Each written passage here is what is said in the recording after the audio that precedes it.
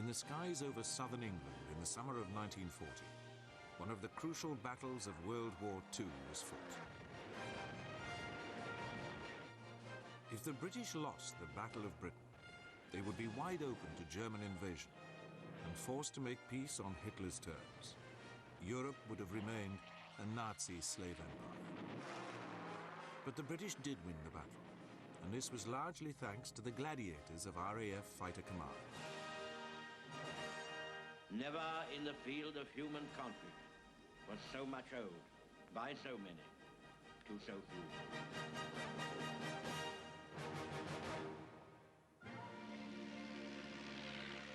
Fighter Command was born from the scout pilots of the Royal Flying Corps and the Royal Navy Air Service, who duelled with their German opponents over the Western Front during World War I.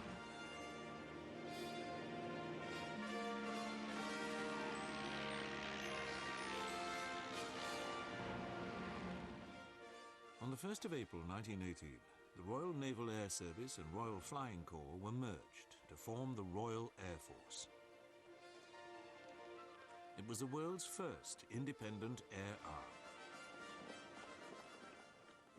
But after the war, it was swiftly run down. By 1922, there were only 3 fighter squadrons available for home defense. It was then planned to build a force of 52 squadrons for the air defense of Great Britain, of which 1/3 would be fighters. The prevailing mood of world disarmament caused this to be put back to 1936. Matters changed radically in January 1933, when Adolf Hitler came to power in Germany. In March 1935, he revealed the existence of the Luftwaffe, boasting that it was already as strong as the RAF.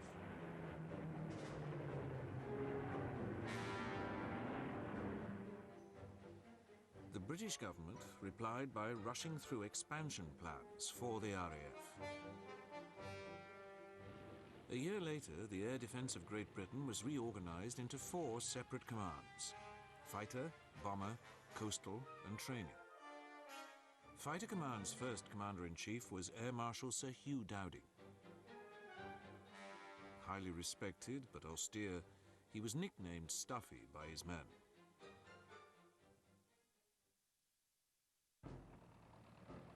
When Dowding took over, Fighter Command had only 16 squadrons, each of 12 aircraft, and just over 200 pilots. It was equipped with biplanes, like the Hawker Fury and the Hawker Demon. These lacked the speed and the necessary early warning to engage bombers before they struck their target. But Dowding inherited and encouraged 2 vital technical developments which would transform his command. Radar, a contraction of radio detection and ranging, enabled approaching aircraft to be detected by reflecting radio waves off them. A chain of stations was rapidly built along England's south coast. And the all-metal frame monoplane fighter, capable of significantly higher speeds than the traditional biplane, was introduced. The first was the Hawker Hurricane, designed by Sidney Camp. The other was R.J. Mitchell's Supermarine Spitfire. By the outbreak of war in 1939, most of Dowding's aircraft were the new Spitfire and Hurricane. Furthermore, he had doubled the strength of his command.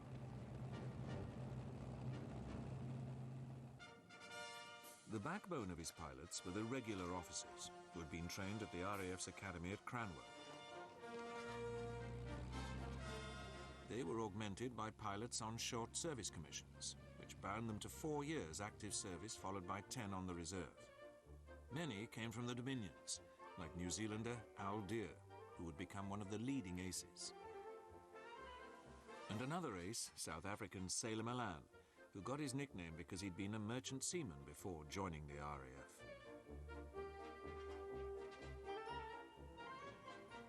There were also the non-commissioned pilots, who made up 25% of each squadron's aircrew.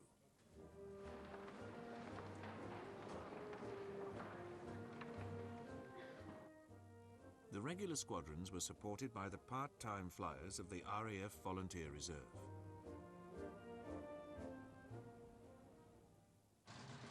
These were backed up by the Royal Auxiliary Air Force squadrons, which also did most of their flying at weekends.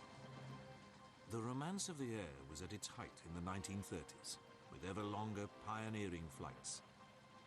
But like Christopher Foxley Norris and his friend Richard Hillary, most of the weekend flyers played down their enthusiasm. But for example, he and I both joined the Oxford University Air Squadron, but we certainly didn't do it so that we could become better pilots. We did it to enjoy ourselves.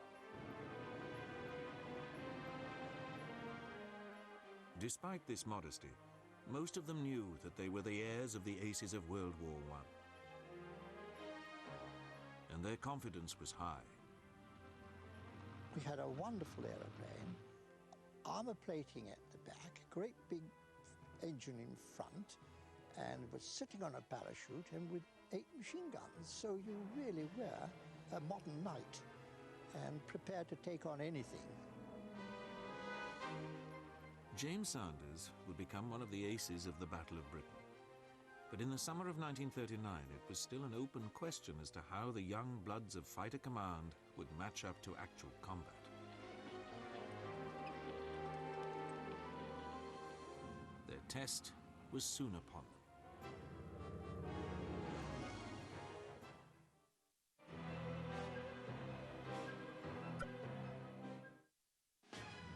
On the 1st of September 1939, Hitler invaded Poland.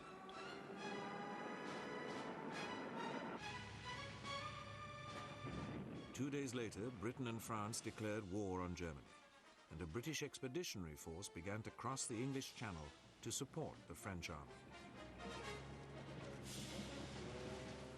With it went the Royal Air Force, including 4 Fighter Command Hurricane squadrons. This left Hugh Dowding, Fighter Command's chief, with a total of 33 squadrons for the defense of Britain. 3 were equipped with the Bristol Blenheim, which was fundamentally a bomber and no match for modern monoplane fighters. Another 3 squadrons had the obsolescent Gloucester Gladiator, but the remainder had Hurricanes or Spitfires.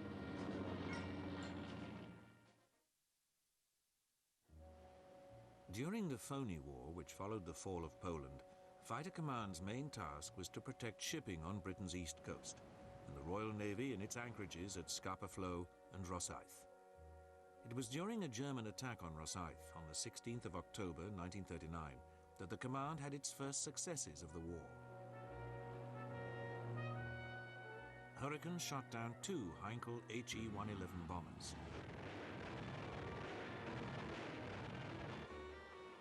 The fighter squadrons in France also had some success against German reconnaissance aircraft. But the onset of winter, which was exceptionally severe, put a brake on the air operations of both sides.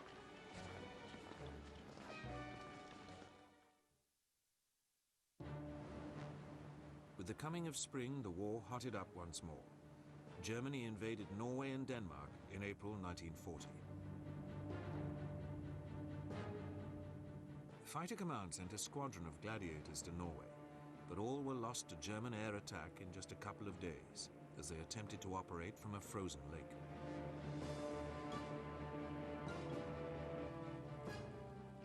Dowding had also been forced to send a further 6 squadrons to France by May 1940. And when the Germans did attack, 4 more Hurricane squadrons immediately deployed to France.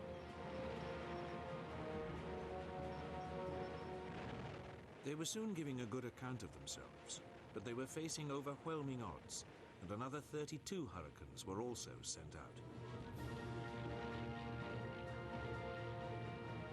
As the German blitzkrieg swept across France, the French pleaded for yet more fighters. But Dowding was deeply concerned that his resources for defending Britain were becoming too thin, and persuaded the War Cabinet that no more fighter squadrons should be sent to France.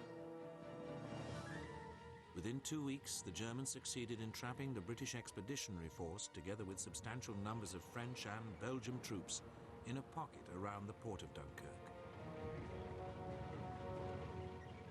Hermann Goering boasted that his Luftwaffe would destroy them on its own. The German airmen did their best.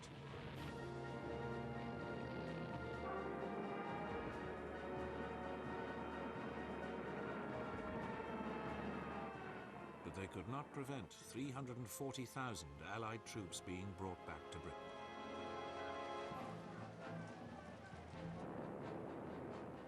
Much of the credit for the miracle of Dunkirk must go to Fighter Command, whose pilots fought valiantly to keep the Luftwaffe off the rescue ships. One pilot who saw his first combat during this battle was 30-year-old Douglas Bader. He had graduated from Cranwell a decade earlier. Soon afterwards, he suffered an horrific air crash, which resulted in the amputation of both his legs, forcing him to leave the RAF. But sheer determination got Bader past fit to fly in early 1940, and he quickly justified himself, achieving his first kill, an Me-109, over Dunkirk. He must have been a beginner like myself, because he stayed flying absolutely straight and level while I shot him down, you know, without moving. We didn't have air superiority, but we had enough. The Germans left Dunkirk and went on to Paris and so on, which was a great mistake of theirs, really. We lost quite a lot of airplanes at Dunkirk and some jolly good pilots. Quite a lot of aeroplanes was over 400, as well as 153 jolly good pilots. They were losses Dowding could ill afford.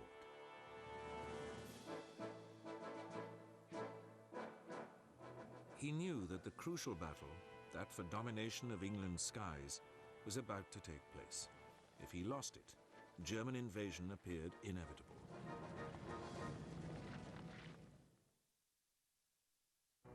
Across the English Channel, the Luftwaffe could marshal over 1,100 medium bombers. Some 320 Junkers Ju-87 Stuka dive bombers, 800 Me-109 single-engine fighters,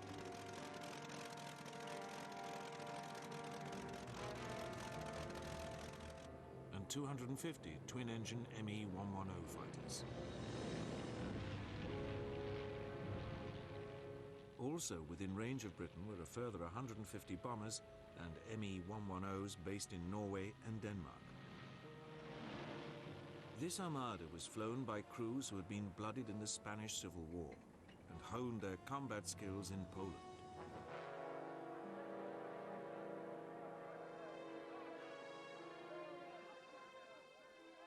To oppose them, Dowding had approximately 800 fighters, but only his 700 Spitfires and Hurricanes really counted.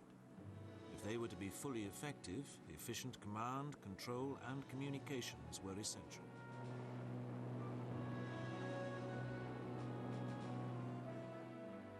Dowding had organized his force in 4 groups.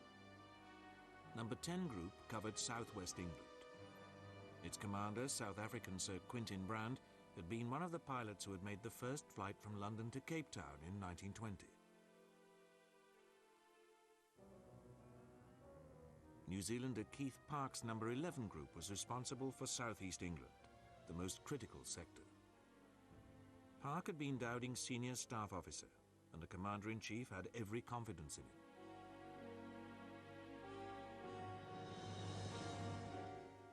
Based in East Anglia and the Midlands, number 12 group provided depth to the frontline defences. Trafford Lee Mallory, the group commander, had a background of air cooperation with ground forces. Finally, Richard Saul's number 13 group covered the north of England and southern Scotland. Dowding was heavily reliant on the chain of radar stations covering the south and east coasts for early warning of the approach of hostile aircraft. This home chain system sent the information of the build-up of enemy raids direct to the filter room at Headquarters Fighter Command at Bentley Priory on the northwest outskirts of London. Here, the direction and strength of the raids were identified, and the information passed simultaneously to the operations rooms at Bentley Priory, the group HQs, and the sector HQs within each group. Once the raiders had crossed the English coast, their progress was monitored by the Observer Corps, which was made up of civilian volunteers. The group HQs decided which squadrons to scramble, while the sector ops rooms within each group controlled the fighters in the air, guiding them on to the enemy formations. Two other elements played an important part in the British air defences. Anti-aircraft command controlled ground-based air defence weapons, while RAF balloon command manned the barrage balloons, which were designed to deter low-level attack.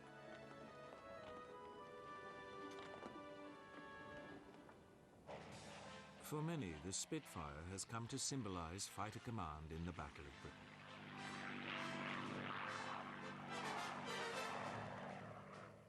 Pilots like former ace Brian Kincombe found it a delight to fly. It was responsive in the same way that a really first-class horse is responsive. The Spitfire was reckoned a good match for the German Me-109 and was used to attack these bomber escorts. The more numerous but less glamorous Hurricane also had its strengths. We, the Hurricane pilots, knew we could outturn by outturning it, going round the smaller circle. If we both were turning, he was trying to shoot you down, given a few turns and you were in a position to shoot at him. Geoffrey Page and his companions tended to concentrate on shooting down the enemy bombers. One British weakness was tactics, something which some pilots had already identified. The basic RAF formation was the three-plane Vic. Attacks were carried out as drills laid down in the Manual of Air Fighting. This was in contrast to the Luftwaffe, which put its greater combat experience to good use in developing the Finger 4 formation. This provided much more flexibility and better protection against being jumped by hostile fighters. Dowding had no worries over fighter production, which had recently been stepped up. But he was deeply concerned about his slender reserves of trained pilots. Although the training organization was expanded in July 1940 to produce 115 instead of 39 fighter pilots every 2 weeks, it would take time for his command to benefit. Dowding's worries remained acute, especially as casualties started to rise. In addition to calling up all available reserves, more pilots were brought in from overseas. Among them, the combat-experienced Polish pilots, who had escaped to Britain having already engaged the Luftwaffe twice, over their home country as well as France, and trained pilots from France and Czechoslovakia. The RAF even recruited a few American volunteers. However good the pilots and their machines, they were totally reliant on their ground crews, as Bob Stanford Tuck, another Battle of Britain ace, later acknowledged. On occasions you'd land in a hot, terribly hot day and you'd taxi in, switch off, jump out, and they'd swarm onto the thing, open up all the cowlings, the engine fitter would be at it quickly checking this, refueling, they'd be shoveling ammunition into the aircraft as hard as they could go. The radio operator would be there with the side flap open, working on the radio, but all working like absolute beavers.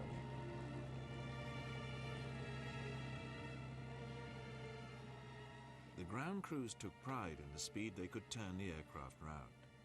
One young fitter was interviewed after the battle by the BBC. The other part of it, from a squadron landing to a squadron being airborne again, I think it was actually officially in the end done in 7 minutes, from the time the first one touched down to the last one's airborne. The Battle of Britain officially began on the 10th of July 1940.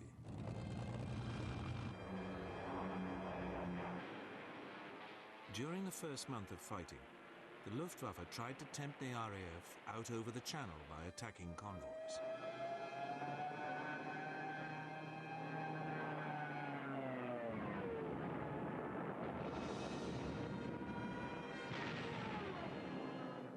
Dowding refused to rise to the bait, although there were some fierce clashes just off the English south coast, particularly around the port of Dover.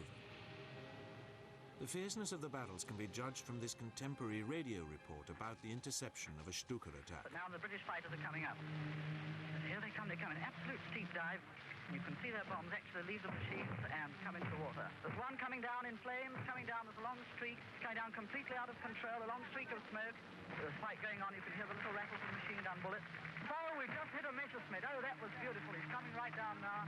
I think definitely that's that first from him. Oh, boy, I've never seen anything so good as this. Oh, yeah. On the 12th of August, Goering began to mount his main assault.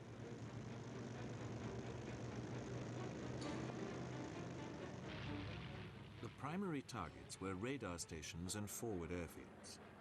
Luckily for Dowding, the attacks on the radars were not sustained for long, and most survived. 3 days later came what Goering called Adlertag, or Eagle Day. This massive assault was designed to destroy the RAF once and for all.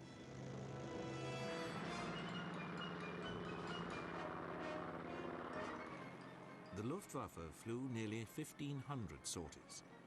It was handicapped by the fact that its fighters only had fuel for a few minutes' combat over England. Soon it was losing between 2 and 3 times as many aircraft as the British, 45 to 13 on Adlertag alone. The 18th of August was a crisis day. The Germans attacked a number of the crucial sector headquarters airfields. Command and control was severely disrupted. The RAF lost 34 precious aircraft to the Luftwaffe's 71. But despite their losses, the Germans were still sure that their superior numbers and experience must prevail, as this Nazi newsreel makes clear. Geschwader auf Geschwader. Ihre Kette reißt nicht mehr ab. So geht es Tag und Nacht und Stunde um Stunde. Die deutsche Luftwaffe hält erbarmungslos Abrechnung. Given this pressure, could Fighter Command hold out?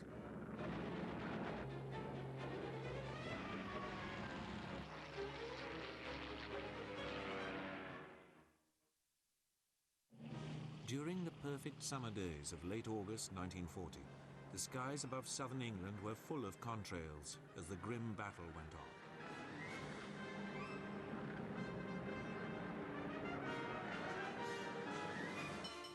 The RAF crews were constantly in action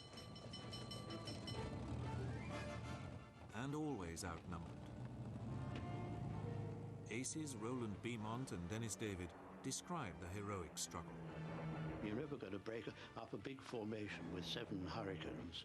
You're not going to break up 100 by just coming in behind them. All you'll do is pick off 1 or 2. But if you attack them from the front, there's a good chance you'll make the formations break to avoid you. And then after that, you could get back in and start to try to attack individual airplanes. There wasn't time for bloody tactics. Our tactics were to attack the enemy as quickly as possible. You got straight into a melee and it was every man for himself. I sometimes got very close and had German oil all over my windshield. Those on the ground could only watch and hope. On the 20th of August, Winston Churchill summed up what everyone was thinking. Never in the field of human conflict was so much owed by so many to so few.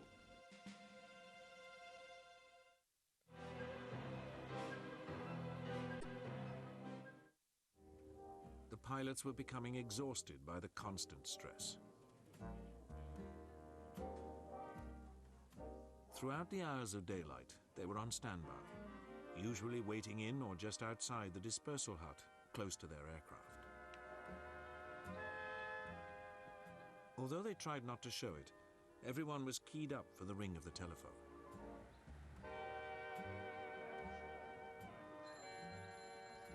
It could be a routine administrative query or the order to scramble.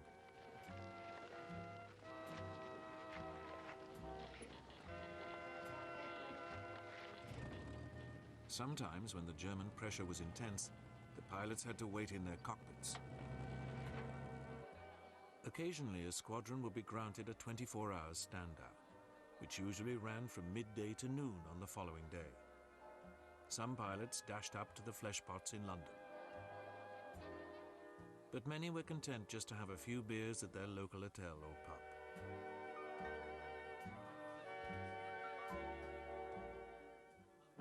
When they were on duty, the pilots often flew up to 5 or 6 sorties per day.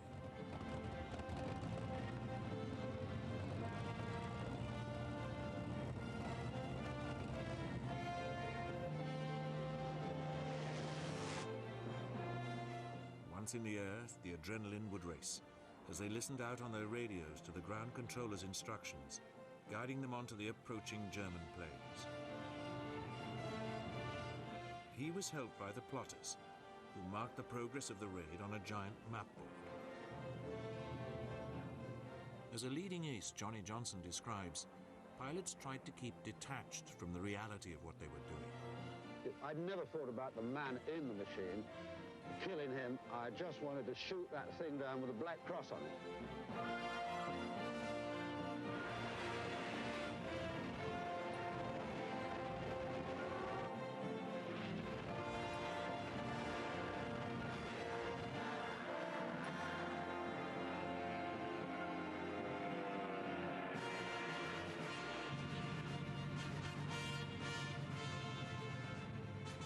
Inevitably, at the end of a sortie, pilots would be missing. It's very hard for people to realise today that you sit down to breakfast with somebody and he's never seen again after that meal. And it's a terrible loss, really. It's so much so that, as to an individual, I stopped making friends who were other pilots. On the 24th of August, the Luftwaffe increased the fighter escorts for its bombers and mounted a renewed assault on Fighter Command's airfields, especially those of No. 11 Group. With his squadron suffering heavy losses and the surviving pilots becoming exhausted, Keith Park was increasingly concerned that his group might disintegrate. To help him, Dowding began to replace some of Park's depleted squadrons with ones from other groups. But as Lawrence Thorogood later described, the standard of the newer pilots was inevitably dropping. The total number of hours I'd got in on Hurricanes was just 20 hours. And we're being called on to go into squadrons with inadequate training on the gunnery side, which after all was the absolute key to the whole business, to shoot. A friend of mine carried out 2 attacks on an enemy bomber with his guns at safe. That means they wouldn't fire anyway. But he just didn't realize that his guns weren't working because he didn't know what to expect. He thought, my, they are very silent, these guns. It looked as if Fighter Command must eventually be ground down in defeat. But then on the 7th of September, the Luftwaffe dramatically changed tactics. 2 weeks earlier, one or more German bomber crews had inadvertently bombed London. The following night, RAF Bomber Command made a retaliatory attack on Berlin. Although it caused little damage, Hitler ordered attacks on London by day and by night.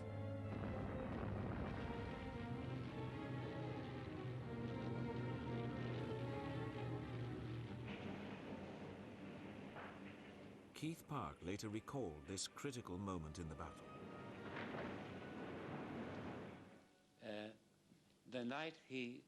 The night they turned their bombers onto the city of London and set it alight, I flew over the city in my Hurricane, and I looked down at the lower Thames, which was well alight from all the petrol tanks, and I said, thank God, because I knew that once they'd started on bombing London, I felt certain they'd keep on bombing the Thames and leave my aerodromes free to be reconstructed. It was feared that this change meant that German invasion was imminent, and that same evening of the 7th of September, the code word Cromwell was issued, putting all defending forces on heightened alert. But in reality, Hitler was beginning to acknowledge that his Luftwaffe was not winning the Battle of Britain. On the 10th of September, he postponed his projected invasion for 2 weeks. Goering, however, was determined to make one last all-out effort to crush Fighter Command. On the 15th of September, he launched another massive attack on London, which was designed to get the RAF's remaining fighters into the air so that he could destroy them.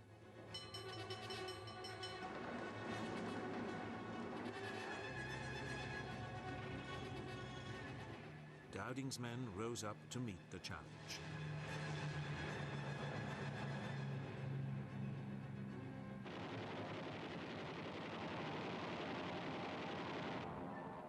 Virtually every aircraft that Fighter Command possessed was flung into the assault. One of the most extraordinary kills that day was made by Ray Holmes, who had already downed 2 Germans when he saw bombers streaking low over the capital. There was St. Paul's Cathedral, there was Buckingham Palace and all these places, and he was on a dead straight line for all these places. And as far as I was concerned, he wasn't going to get there. As I got within firing range, about 400 yards, I opened fire, and immediately the gun spluttered. I'd got nothing left. And I knew now that the only way of getting the chap down was to take his tailplane off. His tailplane was looking so fragile there, and to me it looked like a model aeroplane, as if you could just chop it. And I thought my wing at that speed would go right through his tail and take the tail off. Instead of taking the piece of the tail off that I wanted to take off, it took the whole of the twin tail section. This is the Dornier coming down. This is the fuselage with the wingtips missing and the tail missing. And this is the tail, and they both came down together and landed on Victoria Station. Amazingly, a cameraman filmed the last moments of Holmes's kill.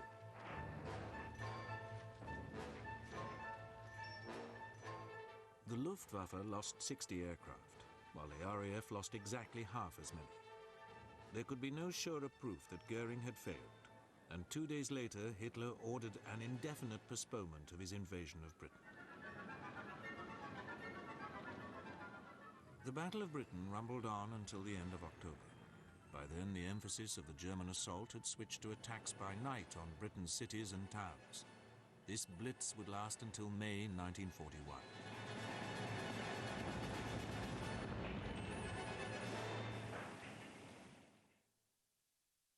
In the aftermath of the Battle of Britain, Hugh Dowding retired. Many of the few who now called themselves Dowding's chicks because of the way he had cared for them felt that he was not given the recognition that he deserved for his leadership in one of the most decisive conflicts in history. Nevertheless, in 1943, he was ennobled as Baron Dowding of Bentley Priory. During the night assault on Britain's cities, Fighter Command had to develop new defensive skills. These were based on the development of airborne interception radar.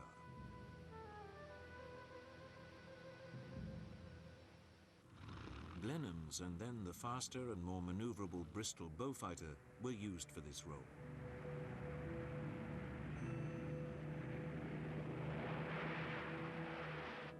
The Beaufighter had specifically been designed as a night fighter, although it went on to act as an escort fighter and ground attack aircraft.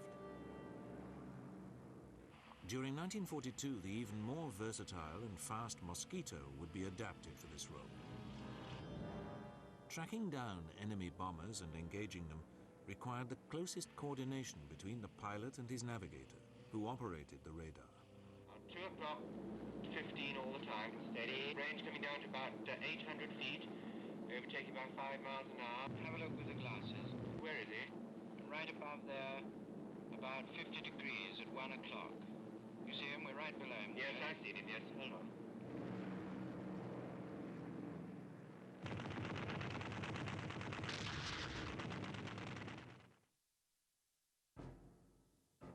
Sholto Douglas, a distinguished World War I scout pilot, succeeded Dowding as Commander-in-Chief of Fighter Command. Douglas believed that the time had come to go over to the attack. his fighters began to mount two types of operation over occupied Europe: rhubarbs, sweeps by small groups of fighters on their own, and circuses, groups of day bombers escorted by fighters.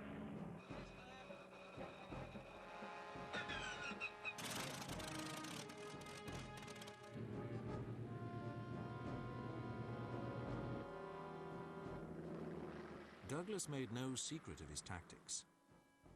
The aim was to draw German fighters from their airfields in northern France and destroy them in the air. For the first 6 months of 1941, these operations were pursued sparingly, with equal loss rates for either side.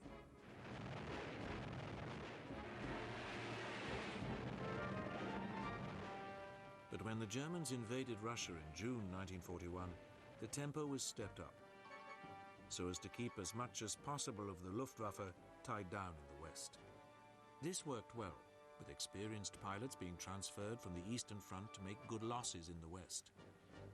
But the rhubarbs and circuses were costly. One reason was that the RAF fighters were now operating over hostile territory. Like their Luftwaffe adversaries the previous summer, they were limited by fuel in the amount of time that they could spend in combat. The second reason was that the Germans had introduced a formidable new fighter, the Focke-Wulf FW-190, which far outclassed the standard Fighter Command Spitfire II.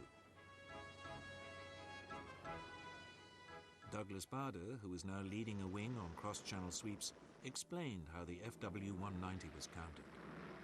Now, what they did then, the British manufacturers, they engined up the Spitfire, and it was a Spitfire 9.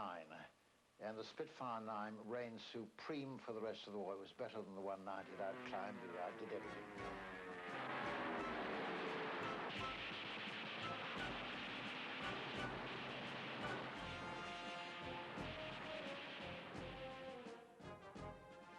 With his tin legs and 22 confirmed victories to his credit, Bader himself thought he was indestructible. But while leading his wing over Lille in northern France in a rhubarb operation on the 9th of August 1941, he finally fell victim to an FW-190.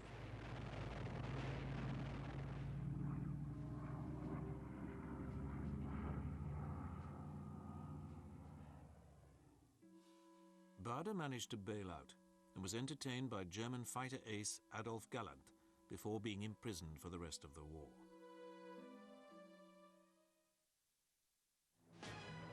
During the summer of 1941 and into 1942, Fighter Command sweeps was stepped up to help the Russians.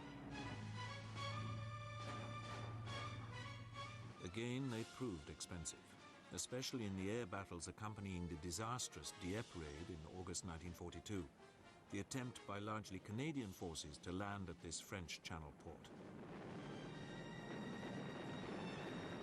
The RAF hoped to inflict a significant defeat on the Luftwaffe, but the Germans shot down twice as many Allied planes as they lost themselves. Some pilots were rescued by the ships involved in the raid.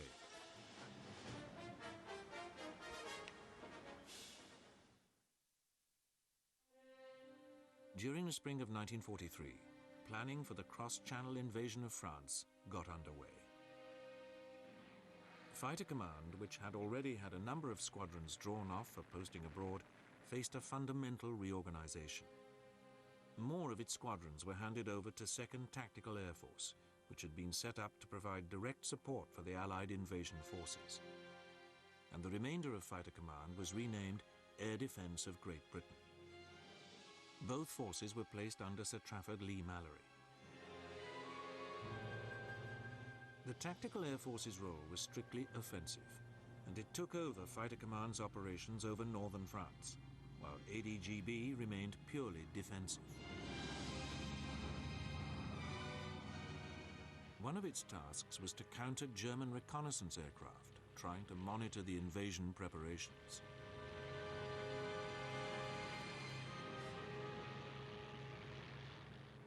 Another was to intercept bombers mounting lightning raids. The ADGB's roles appeared unglamorous compared to those that Fighter Command had enjoyed, but its men were soon to be put to the test in what became in effect another Battle of Britain. for the Germans were about to launch another blitz.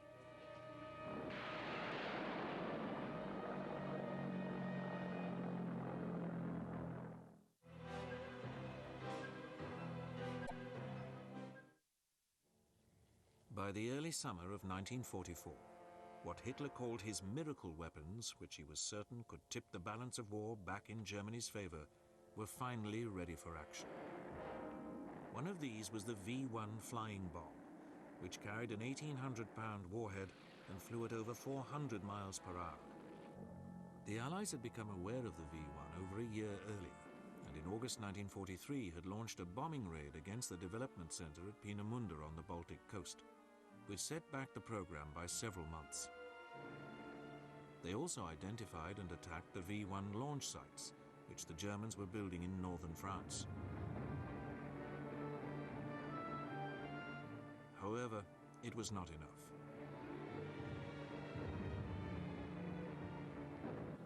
On the 13th of June 1944, a week after the Allied landings in Normandy, the first V1s were launched against England.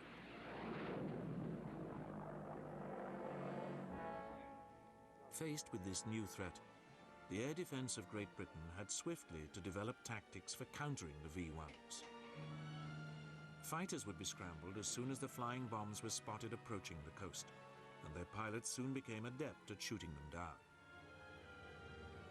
But as Roland Beaumont describes, this was not the only way of bringing down a V1. Another method, which was come across by accident, was tipping the V1 over by the wingtip of the fighter.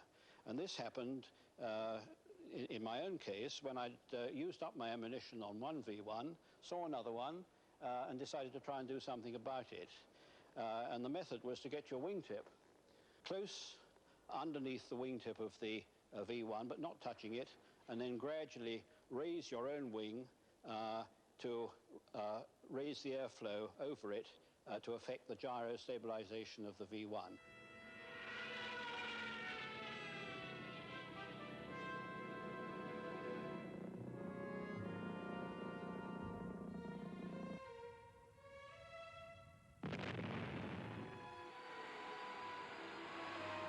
A significant addition to the defences against the V1 was the first jet to enter RAF service, the Gloucester Meteor, which made its operational debut on the 12th of July.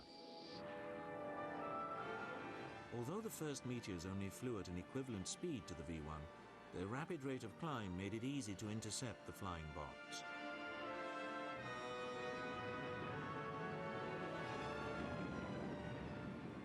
Another measure taken was to deploy anti-aircraft guns to the English south coast to engage the V1s before they got inland.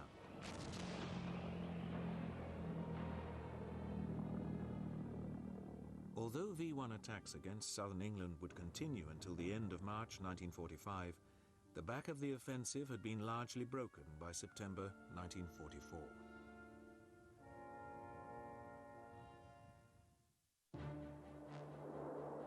But Hitler had another miracle weapon, the V2 rocket, which had a 1-ton warhead and could reach speeds of 3,500 miles per hour.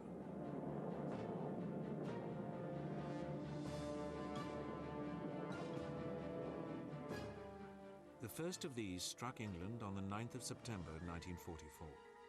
There was little that ADGB could do, since this first ever ballistic missile flew too high and too fast to be intercepted. The Allied ground advance through France took care of the V1 fixed launches, but the V2s remained a threat, since they used mobile launchers. It was only the Allied air offensive against German oil and communications that finally brought the V2 attacks to a halt.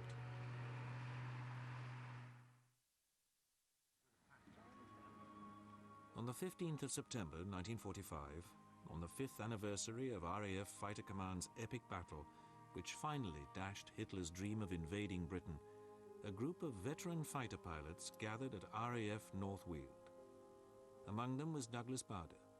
Hugh Dowding, who had led the command during those critical days when the fate of Britain hung in the balance, was also there to see his chicks. The pilots then climbed into their planes and took off to fly over war-torn central London at the head of an armada of 300 RAF aircraft.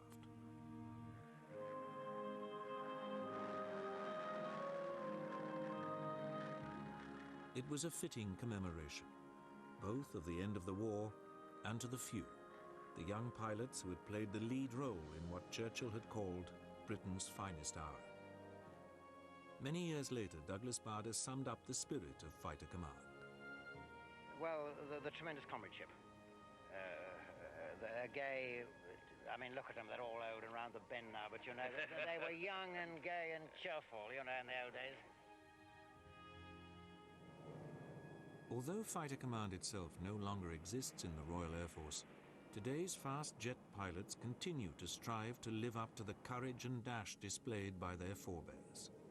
The Gladiators, in their Hurricanes and Spitfires, who ensured that Britain would fight on against Nazi tyranny.